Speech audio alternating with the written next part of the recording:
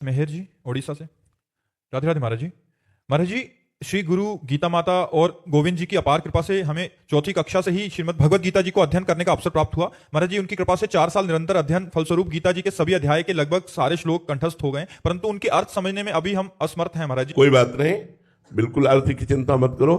आप जब एकांत में बैठो तो गीता जी के श्लोकों का उच्चारण किया करो, पाठ किया करो। धीरे धीरे थोड़ा और बौद्धिक विकास जब होगा तो अर्थ समझ में आने लगेगा। आपको गीता जी जितनी कंठस्थ है, कम से कम एक दिन में एक बार तो पाठ हो ही जाना चाहिए, नहीं फिर आगे चलकर भूल जाओगे।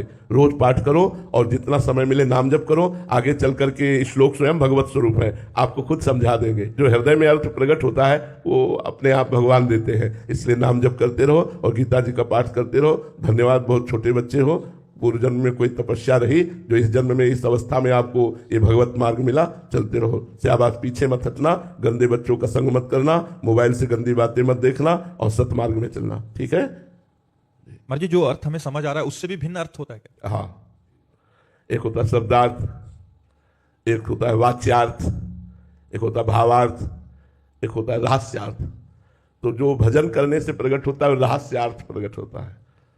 जो भाव में डूबने पर आता है वो भावार्थ होता है। जो संधि विच्छेद करने पर होता है वो शब्दार्थ होता है। और जो वाणी के द्वारा मिलान करके अर्थ किया जाता है वाच्यार्थ होता है। तो काम लायक चीज तो भावार्थ और रहस्यार्थ ही है। भावार्थ भजन करने से ही आएगा, भावार्थ ऐसे नहीं आता।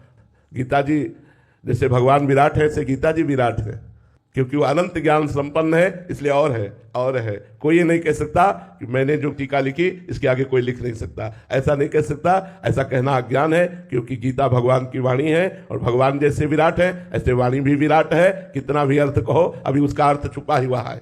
वो भगवान ही समझाए हृदय में बैठ के, तो ही जाने जिह देव जलाई वही जान पाएगा। जितना जनाया उतना जान पाया। इसलिए वेद भी जानकर भगवान को नेति नेति कहते हैं।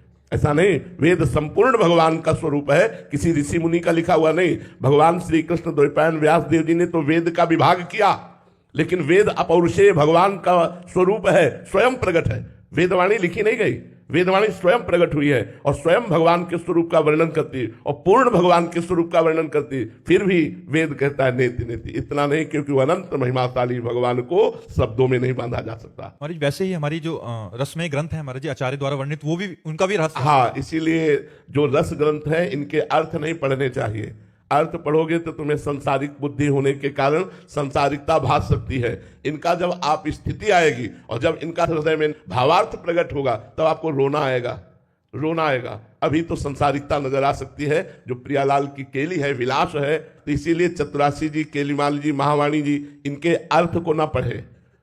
चतुरासी जी का गायन करे, सिद्ध मंत्र है। जब ये अपना प्रभाव दिखाएंगे, फिर अर्थ का जब संयोग होगा तब जो आनंद की अनुभूति होगी वह अलग। नहीं तो संसारिक बुद्धि होने के कारण संसारिकता आ सकती है अर्थ पढ़ने से। इसलिए भावार्थ में पहुंचना चाहिए, खूब पदों का गायन करना चाहिए, अर्थ नहीं पढ़ना चाहिए। जो लीला के पद है उनका गान केवल करना चाहिए। गान करने से जब हृदय भाव देश में प्रवेश करेगा तब उनका अर्थ समझ में आएगा, ऐसे नहीं। लंबे समय तक उसी का गायन हाँ, उस लंबे समय तक फिर तो निहाल कर देंगे, निहाल कर